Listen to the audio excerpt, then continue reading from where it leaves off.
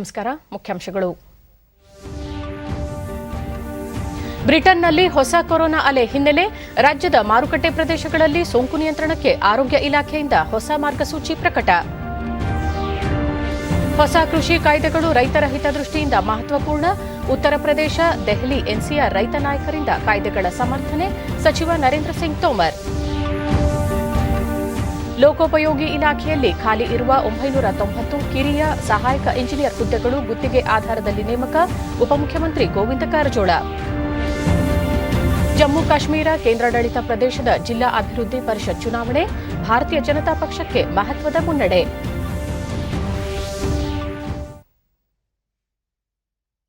ವಾರ್ತೆಗಳ ವಿವರ. ಬ್ರಿಟನ್ನಲ್ಲಿ ಕೊರೋನಾದ ಹೊಸ ಅಲೆ ಕಾಣಿಸಿಕೊಂಡಿರುವ ಹಿನ್ನೆಲೆಯಲ್ಲಿ ರಾಜ್ಯದಲ್ಲೂ ಇನ್ನಷ್ಟು ಕಟ್ಟೆಚ್ಚರ ವಹಿಸಲಾಗುತ್ತಿದೆ. ಪ್ರಮುಖವಾಗಿ ಅತಿ ಹೆಚ್ಚು ಜನ ಸೇರುವ ಮಾರುಕಟ್ಟೆ ಪ್ರದೇಶಗಳಿಗೆ ಸಂಬಂಧಿಸಿದಂತೆ ರಾಜ್ಯ ಆರೋಗ್ಯ ಮತ್ತು ಕುಟುಂಬ ಕಲ್ಯಾಣ ಇಲಾಖೆಯು ಹೊಸ ಮಾರ್ಗಸೂಚಿಯನ್ನು ನಿನ್ನೆ ಬಿಡುಗಡೆಗೊಳಿಸಿದೆ. ಕೋವಿಡ್-19 ಪ್ರಕರಣಗಳು ಹೆಚ್ಚಿರುವ ಪ್ರದೇಶಗಳಲ್ಲಿನ ಮಾರುಕಟ್ಟೆಗಳನ್ನು ಬಂದ್ ಮಾಡುವುದು, ಸೋಂಕು ಹರಡದಂತೆ ಮುನ್ನೆಚ್ಚರಿಕಾ ಕ್ರಮಗಳನ್ನು ಕೈಗೊಳ್ಳುವಂತೆ ಸರ್ಕಾರ ತನ್ನ ಸುತ್ತೋಲೆಯಲ್ಲಿ ತಿಳಿಸಿದೆ. ಲಾಕ್ಡೌನ್ ಸಡಿಲಗೊಂಡ ಬಳಿಕ ವಾಣಿಜ್ಯ ಚಟುವಟಿಕೆಗಳು ಹೆಚ್ಚುತ್ತಿರುವ ಕಾರಣ ಮಾರುಕಟ್ಟೆ ಪ್ರದೇಶಗಳಲ್ಲಿ ಜನದಟ್ಟಣೆ ಉಂಟಾಗುತ್ತಿದೆ.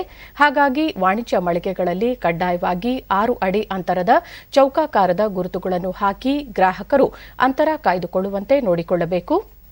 ಇನ್ನಿತರ ಸುರಕ್ಷತೆ ಮತ್ತು ಮುನ್ನೆಚ್ಚರಿಕಾ ಕ್ರಮಗಳನ್ನು ಪಾಲಿಸಬೇಕೆಂದು ಸೂಚಿಸಲಾಗಿದೆ. ಅಂಗಡಿ ಹಾಗೂ ಮಾರುಕಟ್ಟೆಗಳಲ್ಲಿ ಕಡ್ಡಾಯವಾಗಿ ಮಾಸ್ಕ್ ಧರಿಸುವುದು, ಸ್ಯಾನಿಟೈಸ್ ಮಾಡಿಕೊಳ್ಳುವುದರ ಜೊತೆಗೆ ಸಾಮೂಹಿಕ ಥರ್ಮಲ್ ಸ್ಕ್ರೀನಿಂಗ್ ವ್ಯವಸ್ಥೆಯನ್ನು ಅಳವಡಿಸಿಕೊಳ್ಳಬೇಕೆಂದು ಆರೋಗ್ಯ ಇಲಾಖೆ ತನ್ನ ಹೊಸ ಮಾರ್ಗಸೂಚಿಯಲ್ಲಿ ಪ್ರಕಟಿಸಿದೆ. ದೈನಂದಿನ ಬಳಕೆಯ ವಸ್ತುಗಳ ಖರೀದಿಗಾಗಿ ಆನ್ಲೈನ್ ವ್ಯವಸ್ಥೆಯನ್ನು ಜಾರಿಗೊಳಿಸಬೇಕು.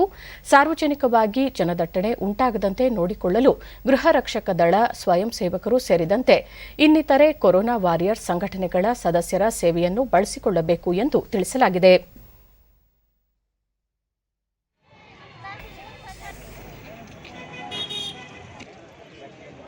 ಉತ್ತರ ಪ್ರದೇಶ ಮತ್ತು ದೆಹಲಿ ಎನ್ಸಿಆರ್ನ ರೈತ ಸಂಘಟನೆಯ ಪ್ರತಿನಿಧಿಗಳು ನಿನ್ನೆ ದೆಹಲಿಯಲ್ಲಿ ಕೇಂದ್ರ ಕೃಷಿ ಸಚಿವ ನರೇಂದ್ರ ಸಿಂಗ್ ತೋಮರ್ ಅವರನ್ನು ಭೇಟಿಯಾಗಿ ಕೃಷಿ ಸುಧಾರಣೆಗೆ ಜಾರಿ ತರಲಾಗಿರುವ ನೂತನ ಕಾಯ್ದೆಗಳ ಬಗ್ಗೆ ಬೆಂಬಲ ವ್ಯಕ್ತಪಡಿಸಿದರು. ಹೊಸ ಕೃಷಿ ಕಾಯ್ದೆಗಳು ರೈತರ ಹಿತದೃಷ್ಟಿಯಿಂದ ಮಹತ್ವಪೂರ್ಣವಾಗಿದ್ದು, ಇವುಗಳನ್ನು ಹಿಂಪಡೆಯದಂತೆ ಸಚಿವರಲ್ಲಿ ಮನವಿ ಮಾಡಿದರು.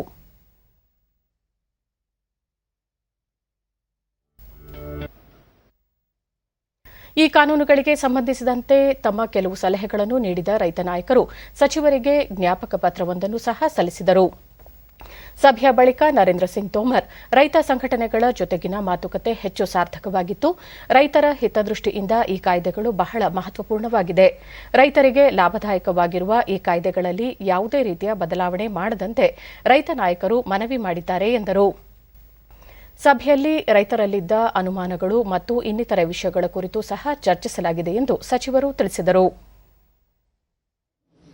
और बिल में किसी भी प्रकार का परिवर्तन नहीं किया जाना चाहिए, ये मांग करने के लिए वो आए थे. उन्होंने अपनी बात भी की. उनके मन में जो भ्रांति थी और बाकी जो समस्याएं थी उन पर भी चर्चा हुई. मैं मंत्रालय की ओर से इन सभी किसान यूनियनों का आभार प्रकट करता हूं जो बिल के समर्थन में दिल्ली आए.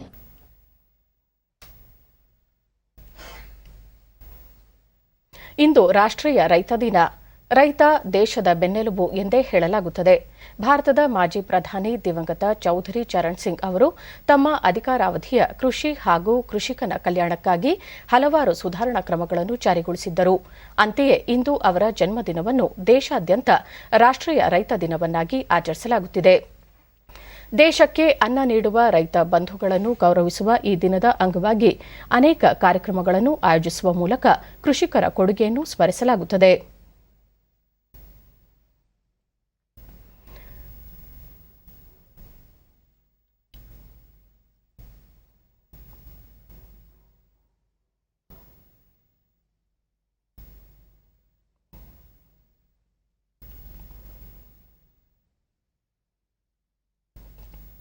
ರೈತ ದಿನದ ಅಂಗವಾಗಿ ಅನೇಕ ಗಣ್ಯರು ದೇಶದ ಅನ್ನದಾತನಿಗೆ ಶುಭ ಕೋರಿದ್ದಾರೆ. ಉಪರಾಷ್ಟಪತಿ ಎಂ ವೆಂಕಯ್ಯ ನಾಯ್ಡು ದೇಶದ ಮಾಜಿ ಪ್ರಧಾನಿ ದಿವಂಗತ ಚೌಧರಿ ಚರಣ್ ಸಿಂಗ್ ಅವರ ಜಯಂತಿಯ ಈ ದಿನವನ್ನು ರೈತ ದಿನವನ್ನಾಗಿ ಆಚರಿಸಲಾಗುತ್ತಿದೆ. ರೈತರ ಕಲ್ಯಾಣಕ್ಕಾಗಿ ಚರಣ್ ಸಿಂಗ್ ಮಹತ್ವದ ಕಾರ್ಯ ಮಾಡಿದ್ದು, ದೇಶದ ಅನ್ನದಾತನಿಗೆ ಗೌರವ ನಮನ ಸಲ್ಲಿಸುತ್ತೇನೆ ಎಂದು ಟ್ವೀಟ್ನಲ್ಲಿ ತಿಳಿಸಿದ್ದಾರೆ.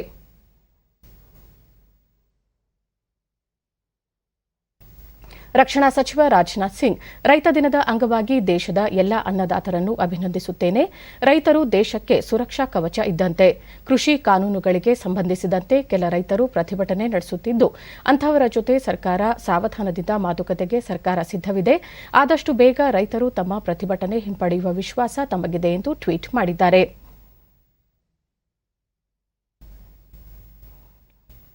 ಮುಖ್ಯಮಂತ್ರಿ ಬಿಎಸ್ ಯಡಿಯೂರಪ್ಪ ದೇಶದ ಕೃಷಿಕರ ಸಮಸ್ಯೆಗಳಿಗೆ ದನಿಯಾದ ಮಾಜಿ ಪ್ರಧಾನಿ ದಿವಂಗತ ಚೌಧರಿ ಚರಣ್ ಸಿಂಗ್ ಅವರ ಜನ್ಮದಿನದಂದು ಎಲ್ಲ ರೈತ ಬಾಂಧವರಿಗೆ ರಾಷ್ಟೀಯ ರೈತ ದಿನದ ಶುಭಕಾಮನೆಗಳು. ಕೃಷಿ ಪ್ರಧಾನವಾದ ನಮ್ಮ ದೇಶದ ಹಿತ ಅನ್ನದಾತನ ಹಿತದಲ್ಲೇ ಅಡಗಿದೆ ಎಂದು ತಮ್ಮ ಟ್ವೀಟ್ ಸಂದೇಶದಲ್ಲಿ ತಿಳಿಸಿದ್ದಾರೆ. ಲೋಕೋಪಯೋಗಿ ಇಲಾಖೆಯಲ್ಲಿ ಖಾಲಿ ಇರುವ ಕಿರಿಯ ಇಂಜಿನಿಯರ್ ಮತ್ತು ಸಹಾಯಕ ಇಂಜಿನಿಯರ್ಗಳ ಸುಮಾರು 990 ಹುದ್ದೆಗಳನ್ನು ತಾತ್ಕಾಲಿಕವಾಗಿ ಹೊರಗುತ್ತಿಗೆ ಆಧಾರದ ಮೇಲೆ ನೇಮಕ ಮಾಡಿಕೊಳ್ಳಲು ಒಪ್ಪಿಗೆ ನೀಡಲಾಗಿದೆ ಎಂದು ಉಪಮುಖ್ಯಮಂತ್ರಿ ಗೋವಿಂದ ಕಾರಜೋಳ ಧಾರವಾಡದಲ್ಲಿ ನಿನ್ನೆ ತಿಳಿಸಿದ್ದಾರೆ. ಇಲಾಖಾ ಪ್ರಗತಿ ಪರಿಶೀಲನಾ ಸಭೆಯ ಬಳಿಕ ಮಾತನಾಡಿದ ಅವರು, ಲೋಕೋಪಯೋಗಿ ಇಲಾಖೆಯಲ್ಲಿ ಇಂಜಿನಿಯರ್ಗಳ ಕೊರತೆ ನೀಗಿಸುವ ನಿಟ್ಟಿನಲ್ಲಿ ಹೊರಗುತ್ತಿಗೆ ಆಧಾರದ ಮೇಲೆ ಅರ್ಹ ಇಂಜಿನಿಯರ್ಗಳನ್ನು ನೇಮಕ ಮಾಡಿಕೊಳ್ಳಲು ಸೂಚಿಸಲಾಗಿದ್ದು, ಸರ್ಕಾರದ ಅಧಿಕೃತ ಮಾನವ ಸಂಪನ್ಮೂಲ ಏಜೆನ್ಸಿಗಳಿಗೆ ಆದ್ಯತೆ ನೀಡಲಾಗುತ್ತದೆ. ಇದರಿಂದ ಸ್ಥಳೀಯ ಅರ್ಹ ಇಂಜಿನಿಯರ್ಗಳಿಗೆ ತಾತ್ಕಾಲಿಕವಾಗಿ ಉದ್ಯೋಗ ಕಲ್ಪಿಸಿದಂತಾಗುತ್ತದೆ ಎಂದರು. 2019-20 ಸಾಲಿನ ಪ್ರವಾಹದಿಂದಾಗಿ ಸುಮಾರು 60,000 ಕೋಟಿ ರೂಪಾಯಿ ಮೌಲ್ಯದ ಆಸ್ತಿಗೆ ಹಾನಿಯುಂಟಾಗಿದ್ದು, ಪರಿಹಾರ ಕಾರ್ಯ ಹಾಗೂ ಕಾಮಗಾರಿಗಳು ನಿರಂತರವಾಗಿ ಸಾಗಿವೆ ಎಂದು ವಿವರಿಸಿದರು. ಈ ಮಧ್ಯೆ ಸಾರ್ವತ್ರಿಕ ಗ್ರಾಮ ಪಂಚಾಯತ್ ಚುನಾವಣೆ ಮುಗಿದ ಬಳಿಕ ವಿಜಯಪುರ ಹೊರವಲಯದ ಬುರಾನಪುರದಲ್ಲಿ ಸುಮಾರು 220 ಕೋಟಿ ರೂಪಾಯಿ ವೆಚ್ಚದಲ್ಲಿ ವಿಮಾನ ನಿಲ್ದಾಣಕ್ಕೆ ಭೂಮಿ ಪೂಜೆ ನೆರವೇರಿಸಲಾಗುವುದು ಎಂದರು. ಭೂಮಿ ಪೂಜೆ ಮಾಡಿ ಕೆಲಸ ಶುರು ಮಾಡ್ತೀವಿ. 220 ಕೋಟಿ ರೂಪಾಯಿ ವೆಚ್ಚದಲ್ಲಿ ವಿಮಾನ ನಿಲ್ದಾಣ ಕನ್ಸ್ಟ್ರಕ್ಷನ್ ಮಾಡ್ತಾ ಇದ್ದೀವಿ. ಜಮ್ಮು ಕಾಶ್ಮೀರ ಕೇಂದ್ರಾಡಳಿತ ಪ್ರದೇಶದಲ್ಲಿ ಜಿಲ್ಲಾ ಅಭಿವೃದ್ಧಿ ಪರಿಷತ್ ಡಿಸಿಸಿಗೆ ನಡೆದ ಚುನಾವಣೆಯಲ್ಲಿ ಭಾರತೀಯ ಜನತಾ ಪಕ್ಷ ಬಿಜೆಪಿ ಭಾರೀ ಗೆಲುವಿನತ್ತ ಮುನ್ನಡೆದಿದೆ. ಒಟ್ಟು 280 ಸ್ಥಾನಗಳಿಗೆ ನಡೆದ ಚುನಾವಣೆಯಲ್ಲಿ ಈಗಾಗಲೇ 244 ಕ್ಷೇತ್ರಗಳ ಫಲಿತಾಂಶ ಪ್ರಕಟಗೊಂಡಿದೆ. ಈ ಪೈಕಿ ಬಿಜೆಪಿ 70 ಸ್ಥಾನಗಳನ್ನು ಗೆದ್ದು ಮೇಲುಗೈ ಸಾಧಿಸಿದ್ದರೆ, ಜಮ್ಮು ಕಾಶ್ಮೀರ ನ್ಯಾಷನಲ್ ಕಾನ್ಫರೆನ್ಸ್ ಪಕ್ಷ 56 ಸ್ಥಾನಗಳಲ್ಲಿ ಜಯ ಸಾಧಿಸಿದೆ. ಪಕ್ಷೇತರರು 43 ಸ್ಥಾನಗಳಲ್ಲಿ ಜಯ ಗಳಿಸಿದ್ದರೆ, ಮೆಹಬೂಬಾ ಮುಫ್ತಿ ಅವರ ಪೀಪಲ್ಸ್ ಡೆಮಾಕ್ರೆಟಿಕ್ ಪಕ್ಷ ಕೇವಲ 26 ಸ್ಥಾನಗಳಲ್ಲಿ ಗೆಲುವು ಸಾಧಿಸಿದೆ. ಉಳಿದಂತೆ ಕಾಂಗ್ರೆಸ್ 21ರಲ್ಲಿ ಗೆಲುವು ಪಡೆದಿದ್ದರೆ, ಜಮ್ಮು ಕಾಶ್ಮೀರ ಅಪ್ನಿ ಪಾರ್ಟಿ 10 ಸ್ಥಾನಗಳಲ್ಲಿ ಜಯ ಗಳಿಸಿದೆ. ಸಿಪಿಐಎಂ 6 ಸ್ಥಾನ, ಜಮ್ಮು ಕಾಶ್ಮೀರ ಪೀಪಲ್ಸ್ ಕಾನ್ಫರೆನ್ಸ್ 5 ಸ್ಥಾನ, ಜೆಕೆಪಿಎಂ 3 ಸ್ಥಾನ, Jammu Kashmir national panthers party 2 ಸ್ಥಾನ ಹಾಗೂ ಪಿಡಿಎಫ್ ಮತ್ತು ಬಹುಜನ ಸಮಾಜ ಪಕ್ಷ ತಲಾ 1 ಸ್ಥಾನಗಳನ್ನು ಗೆದ್ದುಕೊಂಡಿವೆ.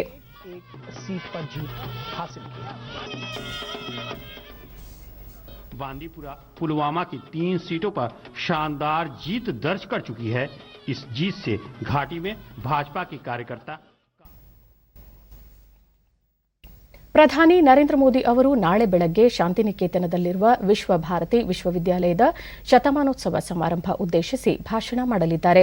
ವರ್ಚುವಲ್ ಮೂಲಕ ನಡೆಯಲಿರುವ ಈ ಸಮಾರಂಭದಲ್ಲಿ ವಿಶ್ವವಿದ್ಯಾಲಯದ ಕುಲಾಧಿಪತಿಗಳೂ ಆಗಿರುವ ಪ್ರಧಾನಿ ನರೇಂದ್ರ ಮೋದಿ, ಪಶ್ಚಿಮ ಬಂಗಾಳದ ರಾಜ್ಯಪಾಲರು, ಕೇಂದ್ರ ಶಿಕ್ಷಣ ಸಚಿವರು ಕೂಡ ಭಾಗವಹಿಸಲಿದ್ದಾರೆ. ಗುರುದೇವ್ ರವೀಂದ್ರನಾಥ್ ಟ್ಯಾಗೂರ್ ಅವರ 1921ರಲ್ಲಿ ವಿಶ್ವ ಭಾರತಿ ವಿಶ್ವವಿದ್ಯಾಲಯವನ್ನು ಸ್ಥಾಪಿಸಿದ್ದರು. 1951ರ ಮೇ ತಿಂಗಳಿನಲ್ಲಿ ವಿಶ್ವ ಭಾರತಿಯನ್ನು ಕೇಂದ್ರೀಯ ವಿಶ್ವವಿದ್ಯಾಲಯ ಎಂದು ಘೋಷಿಸಲಾಯಿತು. ಸಂಸತ್ತಿನ ಕಾಯ್ದೆಯ ಅನುಸಾರ ಸಂಸ್ಥೆಯನ್ನು ರಾಷ್ಟ್ರೀಯ ಪ್ರಾಮುಖ್ಯತಾ ಸಂಸ್ಥೆಯನ್ನಾಗಿ ಮಾನ್ಯತೆ ನೀಡಲಾಯಿತು. ಗುರುದೇವ್ ಟ್ಯಾಗೂರ್ ಅವರು ರೂಪಿಸಿದ ಶಿಕ್ಷಣಶಾಸ್ತ್ರದ ಆಧಾರದ ಮೇಲೆ ನಡೆಯುತ್ತಿದ್ದ ಈ ವಿಶ್ವವಿದ್ಯಾಲಯವು ಕಾಲಕ್ರಮೇಣ ಇತರ ಆಧುನಿಕ ವಿಶ್ವವಿದ್ಯಾಲಯಗಳಂತೆ ರೂಪುಗೊಂಡಿದೆ.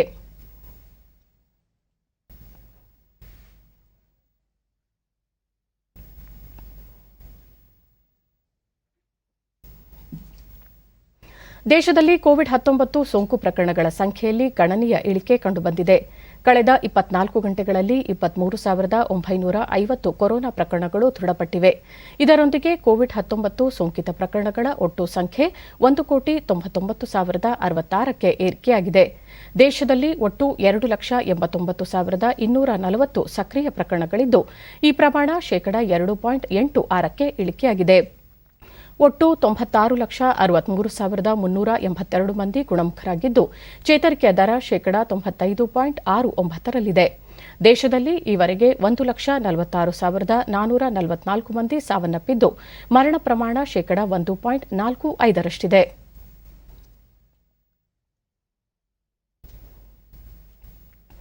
ದೇಶದಲ್ಲಿ ಕೊರೋನಾ ಪರೀಕ್ಷಾ ಸಾಮರ್ಥ್ಯದಲ್ಲಿ ಗಣನೀಯ ಹೆಚ್ಚಳ ಮಾಡಲಾಗಿದೆ. ಈವರೆಗೆ ಒಟ್ಟು 16,42,68,721 ಮಾದರಿಗಳ ಪರೀಕ್ಷೆ ನಡೆಸಲಾಗಿದೆ ಎಂದು ಭಾರತೀಯ ವೈದ್ಯಕೀಯ ಸಂಶೋಧನಾ ಸಂಸ್ಥೆ ಐಸಿಎಂಆರ್ ತಿಳಿಸಿದೆ. ಸರ್ಕಾರಿ ಮತ್ತು ಖಾಸಗಿ ಪ್ರಯೋಗಾಲಯಗಳು ಸೇರಿದಂತೆ ನಿನ್ನೆ ಒಂದೇ ದಿನ ದೇಶದಲ್ಲಿ 10,98,164 ಮಾದರಿಗಳ ಪರೀಕ್ಷೆ ನಡೆಸಲಾಗಿದೆ ಎಂದು ಐಸಿಎಂಆರ್ ಹೇಳಿದೆ.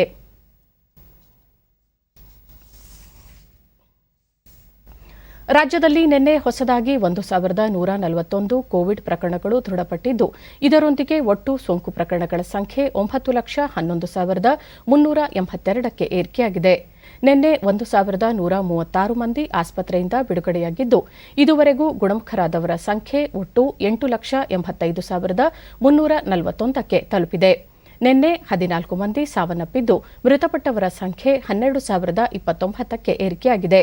ಸದ್ಯ ರಾಜ್ಯದಲ್ಲಿ 13,993 ಸಕ್ರಿಯ ಪ್ರಕರಣಗಳಿವೆ. 216 ಮಂದಿ ರಾಜ್ಯದ ವಿವಿಧ ಆಸ್ಪತ್ರೆಗಳಲ್ಲಿ ತೀವ್ರ ನಿಗಾ ಘಟಕದಲ್ಲಿ ಚಿಕಿತ್ಸೆ ಪಡೆಯುತ್ತಿದ್ದಾರೆ. ನಿನ್ನೆ 95,708 ಮಾದರಿ ಪರೀಕ್ಷೆ ನಡೆಸಿದ್ದು, ಇದುವರೆಗೂ 1,32,17,127 ಮಂದಿಗೆ ಕೊರೋನಾ ಪರೀಕ್ಷೆ ನಡೆಸಲಾಗಿದೆ ಎಂದು ಆರೋಗ್ಯ ಮತ್ತು ಕುಟುಂಬ ಕಲ್ಯಾಣ ಇಲಾಖೆ ತಿಳಿಸಿದೆ. ಬೆಂಗಳೂರಿನಲ್ಲಿ ನಿನ್ನೆ 585 ಮಂದಿಗೆ ಸೋಂಕು ತಗುಲಿದ್ದು, ಒಟ್ಟು ಸೋಂಕು ಪ್ರಕರಣಗಳ ಸಂಖ್ಯೆ 3,83,816ಕ್ಕೆ ಏರಿಕೆಯಾಗಿದೆ. ನಿನ್ನೆ 686 ಮಂದಿ ಆಸ್ಪತ್ರೆಯಿಂದ ಬಿಡುಗಡೆಯಾಗಿದ್ದು, ಇದುವರೆಗೂ ಗುಣಮುಖರಾದವರ ಸಂಖ್ಯೆ 3,70,387ಕ್ಕೆ ಏರಿಕೆಯಾಗಿದೆ. ಸದ್ಯ 9,148 ಸಕ್ರಿಯ ಪ್ರಕರಣಗಳಿವೆ. ಬೆಂಗಳೂರಿನಲ್ಲಿ 8 ಮಂದಿ ಮೃತಪಟ್ಟಿರುವುದು ಸೇರಿದಂತೆ ಒಟ್ಟಾರೆ 4,280 ಮಂದಿ ಸಾವನ್ನಪ್ಪಿದ್ದಾರೆ. ವಿವಿಧ ಜಿಲ್ಲೆಗಳಲ್ಲಿ ವರದಿಯಾಗಿರುವ ಪ್ರಕರಣಗಳ ವಿವರ ಇಂತಿದೆ.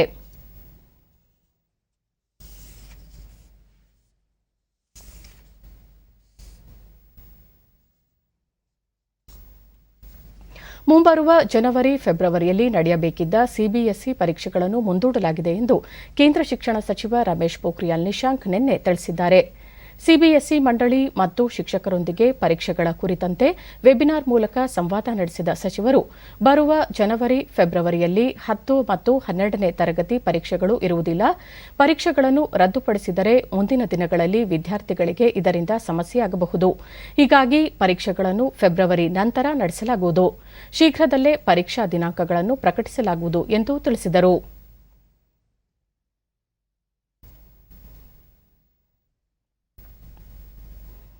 ಈಗ ಜಾಹೀರಾತು, ನಂತರ ವಾರ್ತಾ ಪ್ರಸಾರ ಮುಂದುವರಿಯುವುದು. ನಮ್ಮ ಡೆಸರ್ಟ್ ಬಂತು, ಆದ್ರೆ ನಮ್ಮ ಚಾಂಪಿಯನ್ ಇನ್ನೂ ಬಂದಿಲ್ಲ. ಬಿಲ್ ತುಂಬಿಸೋ ಮೊದಲು ಬರ್ಬೋದಲ್ವಾ? ಸೊ ಗರ್ಲ್ಸ್, ಏನ್ ಮಾಡ್ತಿದ್ದೀರಾ? ಬಿಲ್ ಮಾಡ್ತಿದ್ದಾರೆ. ಸರಿ, ನಿನ್ ಕಾರ್ಡ್ ಕೊಡು. ಪಿನ್ ಕೊಡು. RBI ಹೇಳ್ತಾ ಇದೆ, ನಿಮ್ಮ ಪಿನ್, OTP, CVV ಅಥವಾ ಇಂಟರ್ನೆಟ್ ಬ್ಯಾಂಕಿಂಗ್ ಪಾಸ್ವರ್ಡ್ ಯಾರಿಗೂ ಕೊಡಬೇಡಿ. ಆನ್ಲೈನ್ ಬ್ಯಾಂಕಿಂಗ್ ಬರೀ ನಿಮ್ದೇ ಕಂಪ್ಯೂಟರ್, ಮೊಬೈಲ್ ಅಥವಾ ಸಿಕ್ಯೂರ್ ನೆಟ್ವರ್ಕ್ ನಿಂದಲೇ ಮಾಡಿ. ಇದೇನು ತಿನ್ನೋದ್ರ ಚಾಂಪಿಯನ್ಶಿಪ್ ಇತ್ತಾ? RBI ಹೇಳ್ತಾ ಇದೆ, ಜಾಣರಾಗಿರಿ, ಜಾಗರೂಕರಾಗಿರಿ. ನಬಾರ್ಡ್ ಸಹಯೋಗದಲ್ಲಿ ಈ ಆಡಳಿತ ಸುಧಾರಣಾ ಕಾರ್ಯಕ್ರಮ ಯೋಜನೆಯಡಿ ವಿವಿಧ ಹಣ್ಣುಗಳಿಗೆ ಮಾರುಕಟ್ಟೆ ಒದಗಿಸಲು ಫ್ರೂಟ್ಸ್ ಎಂಬ ಜಾಲತಾಣಕ್ಕೆ ಬೆಂಗಳೂರಿನಲ್ಲಿ ನಿನ್ನೆ ಚಾಲನೆ ನೀಡಲಾಯಿತು. ಈ ಸಂದರ್ಭದಲ್ಲಿ ಅಪರ ಮುಖ್ಯ ಕಾರ್ಯದರ್ಶಿ ರಾಜೀವ್ ಚಾವ್ಲಾ, ನಬಾರ್ಡ್ ಮುಖ್ಯಸ್ಥ ನೀರಜ್ ವರ್ಮಾ ಮತ್ತು ಕೆನರಾ ಬ್ಯಾಂಕ್ನ ಕಾರ್ಯನಿರ್ವಾಹಕ ನಿರ್ದೇಶಕಿ ಎ ಮಣಿ ಮೇಖಲೆ ಸೇರಿದಂತೆ ಮತ್ತಿತರರು ಉಪಸ್ಥಿತರಿದ್ದರು.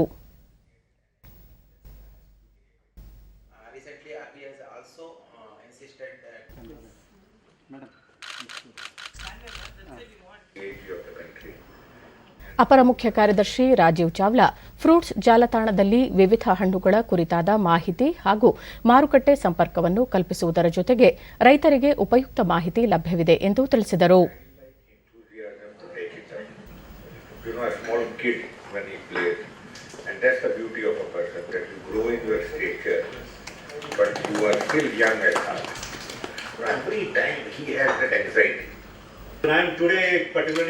ಬೆಂಗಳೂರು ವಿಭಾಗದ ನಬಾರ್ಡ್ ಮುಖ್ಯಸ್ಥ ನೀರಜ್ ವರ್ಮಾ ರೈತರ ಜೀವನ ಸುಧಾರಣೆಗಾಗಿ ಹಲವು ಉಪಕ್ರಮಗಳನ್ನು ಜಾರಿಗೆ ತಂದಿದ್ದು, ಕೃಷಿಕರಿಗೆ ಸಾಲ ಸೌಲಭ್ಯ ಸೇರಿದಂತೆ ಹಲವು ಯೋಜನೆಗಳನ್ನು ಒದಗಿಸಲಾಗಿದೆ. ಫ್ರೂಟ್ಸ್ ಜಾಲತಾಣದಿಂದ ರೈತರಿಗೆ ಹೆಚ್ಚಿನ ಅನುಕೂಲವಾಗಲಿದೆ ಎಂದು ತಿಳಿಸಿದರು.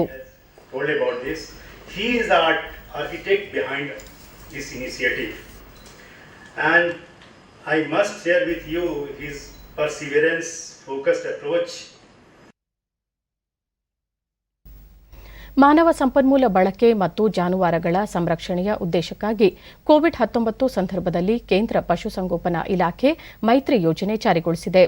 ಶಿವಮೊಗ್ಗ ಜಿಲ್ಲೆಯ ಗ್ರಾಮೀಣ ಪ್ರದೇಶದ ನಿರುದ್ಯೋಗಿ ಯುವಕರಿಗೆ 3 ತಿಂಗಳ ತರಬೇತಿ ಶಿಬಿರವನ್ನು ಇಲಾಖೆಯು ಹಮ್ಮಿಕೊಂಡಿದೆ. ವಿವಿಧ ಭಾಗದ 64 ಅಭ್ಯರ್ಥಿಗಳು ಶಿಬಿರದಲ್ಲಿ ಪಾಲ್ಗೊಂಡಿದ್ದು, ಪಶು ವೈದ್ಯಕೀಯ ಸೇವೆಗಳಾದ ಶುಶ್ರೂಷೆ, ಲಸಿಕೆ, ಕೃತಕ ಗರ್ಭಧಾರಣೆ ಸೇರಿದಂತೆ ವಿಮೆ, ಹೆಚ್ಚಿನ ಹಾಲು ಉತ್ಪಾದಿಸುವ ಕುರಿತು ತರಬೇತಿ ನೀಡಲಾಗುತ್ತಿದೆ.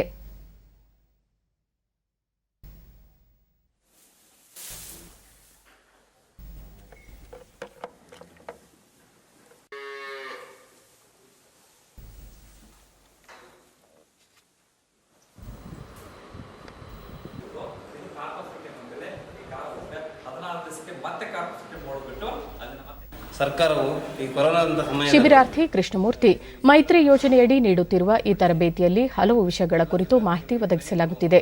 ಇದರಿಂದ ನಿರುದ್ಯೋಗ ಸಮಸ್ಯೆ ನಿವಾರಣೆಯ ಜೊತೆಗೆ ರೈತರಿಗೂ ಅನುಕೂಲವಾಗಲಿದೆ ಎಂದು ತಿಳಿಸಿದರು. ಟ್ರೈನಿಂಗ್ ಕೊಡ್ತಾ ಇದ್ದಾರೆ. ಇದು ತುಂಬಾ ಅನುಕೂಲವಾಗಿದೆ, ನಮಗೂ ಅನುಕೂಲವಾಗುತ್ತೆ ಮತ್ತು ರೈತರುಗಳಿಗೂ ಅನುಕೂಲವಾಗುವಂತ ಒಂದು ಯೋಜನೆ ಇದು. ಕೇಂದ್ರ ಸರ್ಕಾರ ಮತ್ತೋರ್ವ ಶಿಬಿರಾರ್ಥಿ ಮಹೇಶ್ ತೆಪ್ಪಗೋಡು ಜಾನುವಾರುಗಳಿಗೆ ಸಂಬಂಧಿಸಿದ ವೈದ್ಯಕೀಯ ಸೇವೆಯ ಬಗ್ಗೆ ಹೆಚ್ಚಿನ ಮಾಹಿತಿ ದೊರೆಯುತ್ತಿದ್ದು, ಉಚಿತ ತರಬೇತಿ ಜೊತೆಗೆ ಗೌರವಧನ ನೀಡುತ್ತಿರುವುದು ಸಂತಸದ ಸಂಗತಿ ಎಂದರು. ಕೃತಕ ಗರ್ಭಧಾರಣೆ ಟ್ರೈನಿಂಗ್ ಕೊಟ್ಟು ಮನೆ ಬಾಗಿಲಿಗೆ ಹಳ್ಳಿಯಲ್ಲಿ ಮನೆ ಬಾಗಿಲಿಗೆ ಸೇವೆ ಪಶುಸಂಗೋಪನಾ ಸೇವೆಯನ್ನು ತಲುಪಿಸ್ತಾ ಇದ್ದೀವಿ ನಾವು. ಮತ್ತು ನಮಗೆ ಸ್ಟೇಪಂಡ್ಸ್ ಸಹ ಕೊಡ್ತಾ ಇದ್ದಾರೆ ತಿಂಗಳಿಗೆ. ವರದಳ್ಳಿ ಗೋಶಾಲೆ ಕಾರ್ಯದರ್ಶಿ ಕಾನ್ಲೆ ಶ್ರೀಧರ್ ಕೋವಿಡ್ ಸಂದರ್ಭದಲ್ಲಿ ಜನರ ಜೊತೆ ಜಾನುವಾರುಗಳು ಸಂಕಷ್ಟಕ್ಕೆ ಒಳಗಾಗಿದ್ದು, ಮೈತ್ರಿ ಯೋಜನೆಯಿಂದಾಗಿ ಜಾನುವಾರುಗಳ ಸಂರಕ್ಷಣೆಗೆ ಸಹಕಾರಿಯಾಗಿದೆ ಎಂದರು. ನಿಗವನ್ನು ವಹಿಸಬೇಕಾದ ಕರ್ತವ್ಯ ನಮ್ಮದೆಲ್ಲರದ್ದು ಆಗಿದ್ದು, ಈ ಸಂದರ್ಭದಲ್ಲಿ ಘನ ಸರ್ಕಾರದವರು ನಮ್ಮ ಆಶ್ರಮಕ್ಕೆ, ಇಲ್ಲಿಯ ಗೋಶಾಲೆಗೆ ಒಂದು ಹೆಚ್ಚಿನ ಸಹಾಯವನ್ನು ನೀಡಿರುತ್ತಾರೆ. ಇಲಾಖೆ ಉಪನಿರ್ದೇಶಕ ಡಾಕ್ಟರ್ ಟಿಎಂ ಸದಾಶಿವ ಗ್ರಾಮೀಣ ಭಾಗದಲ್ಲಿನ ಅಭ್ಯರ್ಥಿಗಳಿಗೆ ತರಬೇತಿ ನೀಡಲಾಗುತ್ತಿದ್ದು, ನಿರುದ್ಯೋಗಿ ಯುವಜನರಿಗೆ ಉದ್ಯೋಗಾವಕಾಶಗಳನ್ನು ಒದಗಿಸಲಾಗುತ್ತಿದೆ ಎಂದು ತಿಳಿಸಿದರು. ಏನು ಹಳ್ಳಿಗಳಲ್ಲಿ ನಮ್ಮ ಸಂಸ್ಥೆಗಳು ಇಲ್ಲವೋ ಅಂಥ ಕಡೆಗಳಲ್ಲಿ ರೈತರಿಗೆ ಕೂಡಲೇ ಫಸ್ಟ್ ಏಡ್ ಕೊಡೋದು ಮತ್ತು ಲಸಿಕೆ ಮಾಡ್ತಕ್ಕಂಥ ಕಾರ್ಯಕ್ರಮವನ್ನು ಹಮ್ಮಿಕೊಳ್ಳಕ್ಕೆ ಈ ಯೋಜನೆಯನ್ನು ಜಾರಿ ಮಾಡಿದ್ದೀವಿ. ಈಗಾಗಲೇ ಅವರು ತರಬೇತಿಯನ್ನು ಪಡಿತಾ ಇದ್ದಾರೆ 47 ಜನ. ಅವರಿಂದ ಈ ಕೋವಿಡ್ ಸಮಯದಲ್ಲಿ ನಮ್ಮ ರೈತರಿಗೆ ಬಹಳ ಉಪಯುಕ್ತವಾಗ್ತಾ ಇದೆ. ಕೇಂದ್ರ ಸರ್ಕಾರದ ಆತ್ಮನಿರ್ಭರ್ ಯೋಜನೆಯ ಭಾಗವಾದ ಪ್ರಧಾನಮಂತ್ರಿ ಸ್ವನಿಧಿ ಯೋಜನೆಯನ್ನು ವಿಜಯಪುರ ಜಿಲ್ಲೆಯಲ್ಲಿ ಸಮರ್ಥವಾಗಿ ಬಳಸಿಕೊಳ್ಳಲಾಗುತ್ತಿದೆ. ಯೋಜನೆಯಡಿ ಜಿಲ್ಲೆಯಲ್ಲಿ 6,000ಕ್ಕೂ ಅಧಿಕ ಬೀದಿ ಬದಿಯ ವ್ಯಾಪಾರಿಗಳು 10,000 ಸಾಲ ಪಡೆದು ಜೀವನ ಕಂಡುಕೊಳ್ಳುತ್ತಿದ್ದಾರೆ.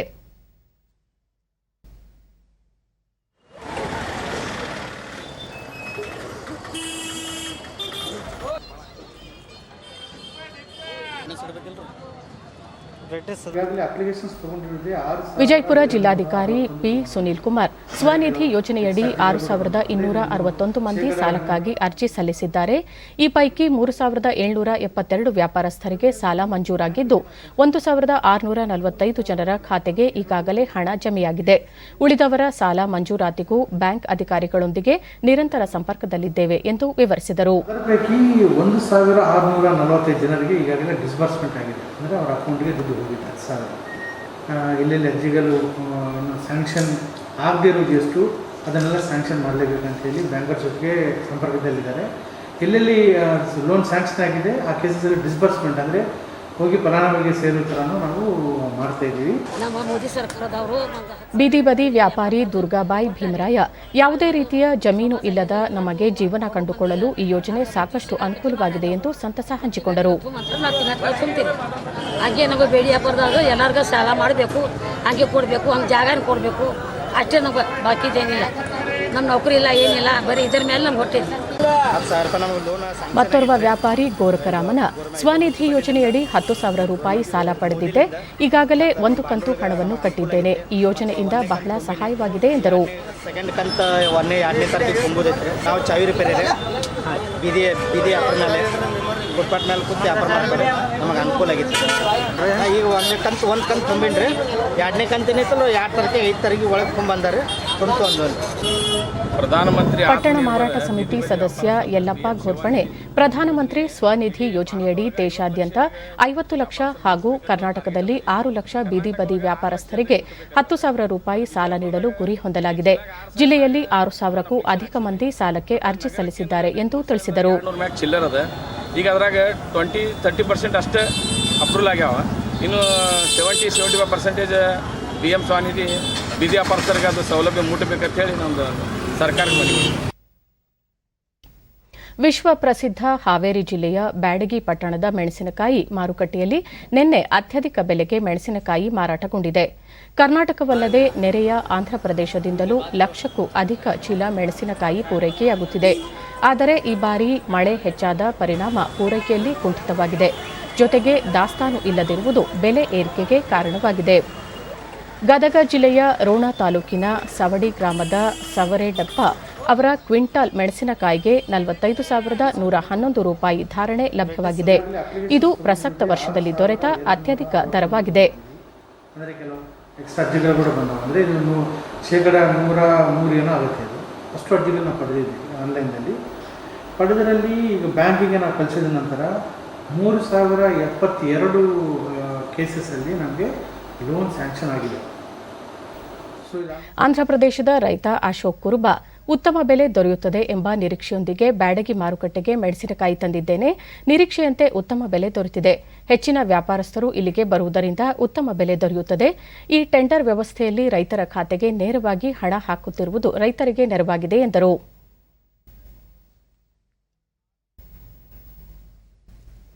ಎಪಿಎಂಸಿ ಅಧ್ಯಕ್ಷ ವೀರಭದ್ರಪ್ಪ ಬ್ಯಾಡಗಿ ಮಾರುಕಟ್ಟೆಯಲ್ಲಿ ಉತ್ತಮ ಬೆಲೆ ದೊರೆಯುವುದರಿಂದ ರಾಜ್ಯ ಹಾಗೂ ಹೊರ ರಾಜ್ಯಗಳಿಂದ ಅಪಾರ ಸಂಖ್ಯೆಯಲ್ಲಿ ರೈತರು ಮೆಣಸಿನಕಾಯಿ ತರುತ್ತಾರೆ. ಈ ಬಾರಿ ರೋಣ ತಾಲೂಕಿನ ಸವಡಿ ಗ್ರಾಮದ ಸವರೇಡಪ್ಪ ಅವರ ಕ್ವಿಂಟಾಲ್ ಮೆಣಸಿನಕಾಯಿಗೆ 45,111 ರೂಪಾಯಿ ದೊರೆತಿದೆ ಎಂದು ಮಾಹಿತಿ ನೀಡಿದರು. ಕೃಷಿ ಉತ್ಪನ್ನ ಮಾರುಕಟ್ಟೆಯ ಕಾರ್ಯದರ್ಶಿ ಎಸ್ಬಿ ನ್ಯಾಮಗೌಡ ಬ್ಯಾಡಗಿ ಮಾರುಕಟ್ಟೆಗೆ ರಾಜ್ಯವಲ್ಲದೆ ನೆರೆ ರಾಜ್ಯ ಆಂಧ್ರದಿಂದಲೂ ಸಾಕಷ್ಟು ಮೆಣಸಿನಕಾಯಿ ಪೂರೈಕೆಯಾಗುತ್ತದೆ. ನವೆಂಬರ್ನಿಂದ ಮೇ ಅವಧಿಯಲ್ಲಿ ಲಕ್ಷಾಂತರ ಚೀಲ ಮೆಣಸಿನಕಾಯಿ ವ್ಯಾಪಾರ ನಡೆಯುತ್ತಿದೆ. ಧಾರಣೆಯು ಉತ್ತಮವಾಗಿ ದೊರೆಯುತ್ತದೆ. ಸದ್ಯ ದಾಸ್ತಾನು ಇಲ್ಲದ ಕಾರಣ ಮೆಣಸಿನಕಾಯಿಗೆ ಪ್ರತಿ ವಾರವೂ ದರ ಹೆಚ್ಚಳವಾಗುತ್ತಿದೆ ಎಂದು ತಿಳಿಸಿದರು. ಉತ್ತರ ಪ್ರದೇಶದಲ್ಲಿ ಪ್ರಯಾಗ್ರಾಜ್ನ ಫಿಲ್ಪುರ್ದಲ್ಲಿರುವ ಇಫ್ಕೋ ರಾಸಾಯನಿಕ ಘಟಕದಲ್ಲಿ ರಾತ್ರಿ ಅನಿಲ ಸೋರಿಕೆಯಾಗಿ ಕನಿಷ್ಠ 2 ಮೃತಪಟ್ಟಿದ್ದು ಅಸ್ವಸ್ಥಗೊಂಡ 16 ಜನರನ್ನು ಆಸ್ಪತ್ರೆಗೆ ದಾಖಲಿಸಲಾಗಿದೆ. ಈ ಘಟಕದಲ್ಲಿ ಯೂರಿಯಾವನ್ನು ಉತ್ಪಾದನೆ ಮಾಡಲಾಗುತ್ತದೆ. ರಾತ್ರಿ ದಿಢೀರನೆ ಅನಿಲ ಸೋರಿಕೆಯಾಗಿ ಸಾವು ನೋವು ಸಂಭವಿಸಿದೆ. ಜನರು ಉಸಿರಾಟದ ತೊಂದರೆ ಅನುಭವಿಸಿ ಅಸ್ವಸ್ಥಗೊಂಡಿದ್ದು ರಕ್ಷಣಾ ಸಿಬ್ಬಂದಿ ಸಹಾಯದಿಂದ ಆಸ್ಪತ್ರೆಗೆ ದಾಖಲಾಗಿದ್ದಾರೆ. ಸದ್ಯ ಈ ಘಟಕವನ್ನು ಬಂದ್ ಮಾಡಲಾಗಿದ್ದು ಈ ಪ್ರದೇಶವನ್ನು ಸಂಪೂರ್ಣ ತಮ್ಮ ವಶಕ್ಕೆ ಪಡೆದಿರುವ ಎನ್ಡಿಆರ್ಎಫ್ ಸಿಬ್ಬಂದಿ ತುರ್ತು ಪರಿಹಾರ ಕ್ರಮಗಳನ್ನು ತೆಗೆದುಕೊಂಡಿದೆ.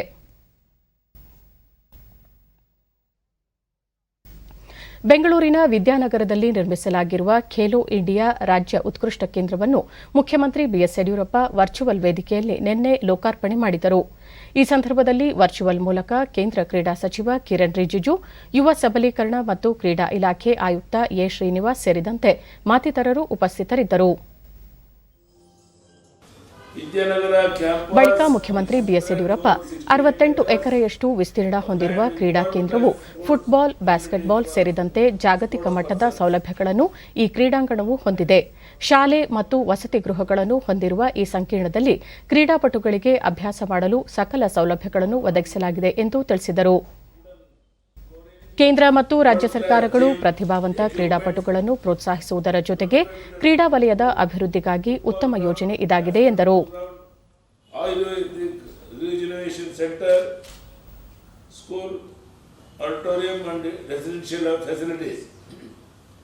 Government of Karnataka is committed for the continuous improvement of sports infrastructure at the center. The center and state-run sports hostels have produced talented sports persons who have brought rulers to the state and nation by their achievements at international competitions. The state is investing heavily for creating basic and world-class sports infrastructure at district and taluk center. ಕೇಂದ್ರ ಕ್ರೀಡಾ ಸಚಿವ ಕಿರಣ್ ರಿಜಿಜು ದೇಶದಲ್ಲಿ ಒಟ್ಟು 8 ಉತ್ಕೃಷ್ಟ ಕೇಂದ್ರಗಳಿಗೆ ಚಾಲನೆ ನೀಡಲಾಗಿದೆ. ಇದರಿಂದ ಕ್ರೀಡಾಪಟುಗಳಿಗೆ ಉತ್ತಮ ಸೌಲಭ್ಯ ದೊರೆಯಲಿದೆ ಎಂದು ತಿಳಿಸಿದರು.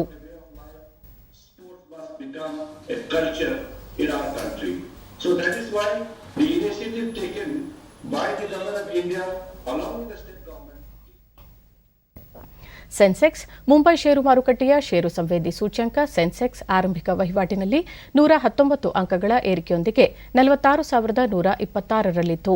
ರಾಷ್ಟ್ರೀಯ ಸಂವೇದಿ ಸೂಚ್ಯಂಕ ನಿಫ್ಟಿ ಸಹ 29 ಅಂಕಗಳ ಏರಿಕೆಯೊಂದಿಗೆ 13,495ರಲ್ಲಿದೆ.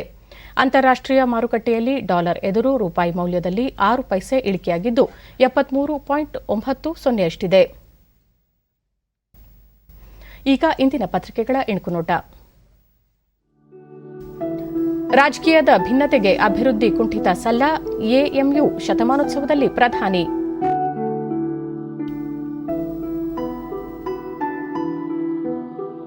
ಪಂಚಾಯಿತಿ ಮಹೋತ್ಸಾಹ ಮೊದಲ ಹಂತದಲ್ಲಿ 80% ಮತ ಚಲಾವಣೆ.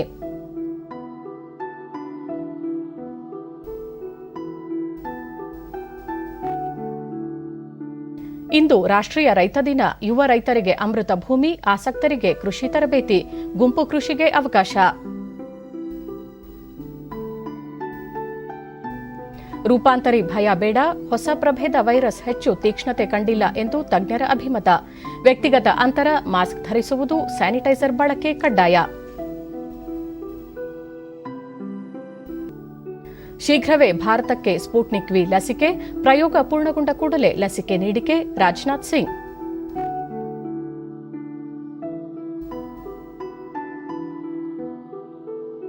ಇವು ಇಂದಿನ ಪತ್ರಿಕೆಗಳ ಪ್ರಮುಖ ಸುದ್ದಿ. ಉಳಿದಂತೆ ವಿಮಾನ ನಿಲ್ದಾಣದಲ್ಲಿ ಆರ್ಟಿಪಿಸಿಆರ್ ಪರೀಕ್ಷೆ, ಕೋವಿಡ್ ಹರಡದಂತೆ ನಿಯಂತ್ರಿಸಲು ಮುಂಜಾಗ್ರತಾ ಕ್ರಮ, 15 ನಿಮಿಷದಲ್ಲೇ ವರದಿ. ಅಂತಾರಾಷ್ಟ್ರೀಯ ದರ್ಜೆಗೆ ಕಿದ್ವಾಯಿ ಸಂಸ್ಥೆ, ದಾನಿಗಳ ನೆರವಿನಿಂದ ಹೈಟೆಕ್ ಸ್ಪರ್ಶ, ವಿಶ್ವ ದರ್ಜೆಯ 12 ಶಸ್ತ್ರಚಿಕಿತ್ಸೆ ಕೊಠಡಿ.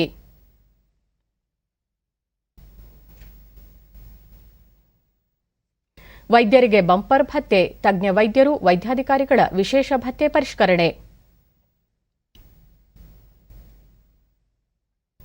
ಶಾಲಾ ಕಾಲೇಜುಗಳಲ್ಲಿ ಪ್ರವೇಶಾತಿ ಹೆಚ್ಚಳ, ಬಿಬಿಎಂಪಿ ಪ್ರವೇಶ ಪಡೆದ 12,196 ವಿದ್ಯಾರ್ಥಿಗಳು, 2,184 ಮಕ್ಕಳು ಎಸ್ಎಸ್ಎಲ್ಸಿಗೆ ಪ್ರವೇಶ. ಸೈಬರ್ ದೂರು ಸಲ್ಲಿಕೆ ಇನ್ನೂ ಸುಲಭ, 100ಕ್ಕೆ ಡಯಲ್ ಮಾಡಿ 3 ಆಯ್ಕೆ ಮಾಡಿ ದೂರು ಸಲ್ಲಿಸಬಹುದು. ಕೊನೆಯಲ್ಲಿ ಮತ್ತೊಮ್ಮೆ ಮುಖ್ಯಾಂಶಗಳು. ಬ್ರಿಟನ್ನಲ್ಲಿ ಹೊಸ ಕೊರೋನಾ ಅಲೆ ಹಿನ್ನೆಲೆ ರಾಜ್ಯದ ಮಾರುಕಟ್ಟೆ ಪ್ರದೇಶಗಳಲ್ಲಿ ಸೋಂಕು ನಿಯಂತ್ರಣಕ್ಕೆ ಆರೋಗ್ಯ ಇಲಾಖೆಯಿಂದ ಹೊಸ ಮಾರ್ಗಸೂಚಿ ಪ್ರಕಟ. ಹೊಸ ಕೃಷಿ ಕಾಯ್ದೆಗಳು ರೈತರ ಹಿತದೃಷ್ಟಿಯಿಂದ ಮಹತ್ವಪೂರ್ಣ, ಉತ್ತರ ಪ್ರದೇಶ, ದೆಹಲಿ ಎನ್ಸಿಆರ್ ರೈತ ನಾಯಕರಿಂದ ಕಾಯ್ದೆಗಳ ಸಮರ್ಥನೆ, ಸಚಿವ ನರೇಂದ್ರ ಸಿಂಗ್ ತೋಮರ್. ಲೋಕೋಪಯೋಗಿ ಇಲಾಖೆಯಲ್ಲಿ ಖಾಲಿ ಇರುವ 990 ಕಿರಿಯ ಸಹಾಯಕ ಇಂಜಿನಿಯರ್ ಹುದ್ದೆಗಳು ಗುತ್ತಿಗೆ ಆಧಾರದಲ್ಲಿ ನೇಮಕ, ಉಪಮುಖ್ಯಮಂತ್ರಿ ಗೋವಿಂದ ಕಾರಜೋಳ.